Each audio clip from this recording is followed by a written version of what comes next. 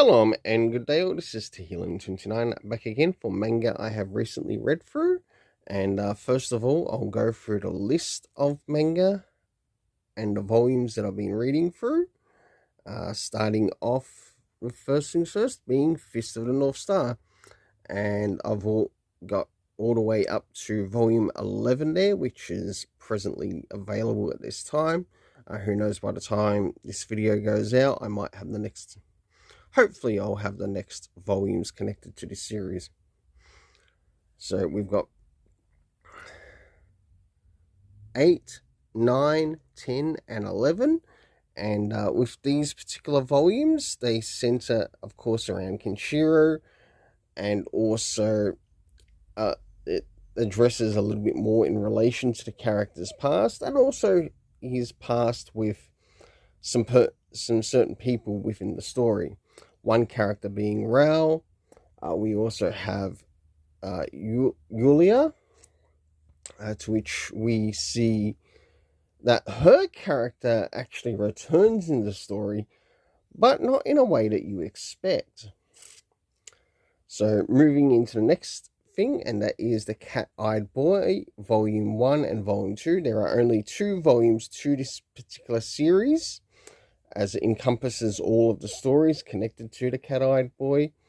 And one thing I'm sort of curious about is that there's a character that's like a scientist, and his name's called Dr. Yokai. And I'm wondering if he actually played a part in the creation of the Cat-Eyed Boy in the story. Even though I've read it read both volumes all the way through, it makes me wonder, is he in part responsible for the creation of the Cat-Eyed Boy within the actual story? The only thing is, the story doesn't really give away enough evidence or to sort of prove that, but it does linger in your mind in the story. Next, we have some Gundam. Some Mobile Gundam Origins, to which we get to follow Amuro Ray. And to those who enjoy Gundam mecha stories, this is actually quite a good story. I believe that there are more volumes in connection to this Mobile Suit Gundam hardcover manga series, but at the moment I've only got the first volume. I would like to collect more of them, but until then, this is the only one I've got. Next is Parasite. Now, I must say, these also do share a little bit of colored manga as well, as this is actually a colored manga, and I did get to share some of it on my community tab, so you will get to see some of that whilst you look through the community tabs, and you'll see how much sometimes the Japanese comics differ from American comics, but if anything, in some cases there is a slight difference between them. And moving into the next one, which also connects to the Mobile Suit Gundam series, and that is Char's Counterattack. Also with the character of Amuro Ray. And then last but not least, we have Robotech or Macross. To which this, even though it's done through Titan Comics, it is actually based on a Japanese series, which was translated into English and was given to us in the West. And you'll be surprised to see that even Mike Barron, who is a comic book writer who has worked on characters like Flash in the past and many others, has even given a foreword in relation to the series. And I must admit, I've really enjoyed reading through the Robotech archives, as it's really nice to sort of like learn more about the characters and the world. And on top of that, it also gives me a bit of interest to maybe go back and rewatch the series, which is also on Crunchyroll. My only thing is that if I were to watch it on Crunchyroll, I'd want to watch it in the original Japanese. So the next thing is my rating for the series. So starting off with the last thing first. So the last thing that I finished being first.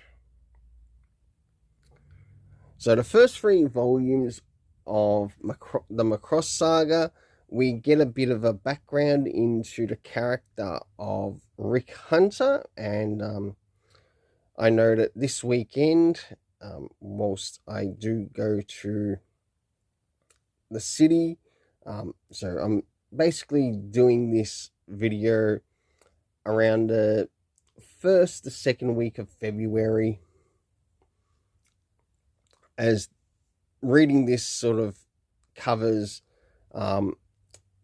bigger sized manga being read between January into February.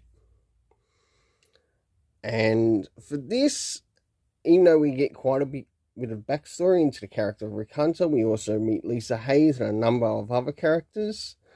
And then we have the Robotech Masters. For both lots of these, I give an 8 out of 10, as I really quite enjoyed the stories and also what they had to offer. Next is the area of the Gundam related series. So we have the Gundam Origins and the Gundam Suit Char's Counterattack. For those, an 8.5 out of 10, as I really quite enjoyed that. Next is The Parasite, volumes 4 and 5. This story continues to get better and better as I continue to read further into the story and learn about the characters, as well as also the parasites that are playing a big part in the world to causing utter destruction. So for this, an 8 out of 10. The Cat-Eyed Boy, I wasn't too sure how much I was going to like this series when I picked it up, but since reading through both volumes, I have enjoyed what has been offered. So for it, an 8 out of 10. Next, or last but not least, is Fist of the North Star, volumes 7 to 11. This story has continued to increasingly getting better and better, as we see what happens with Kenshiro, Rao, even his minions, and even learning that Julia, or the character of Yuria herself, has in turn become a head of an, the only way to put it is become an empress of an empire, during this sort of like post-apocalyptic setup story. And yes, she's got people under her that also fight for her, but she's also realized that even her lover is still alive, and he has realized that she's now still alive. So how will that conflict with how they used to be in the past to how they are now, especially when things get further on in the series? For this, an 8.5 out of 10. Until then, let's keep it colourful and have yourself an awesome day.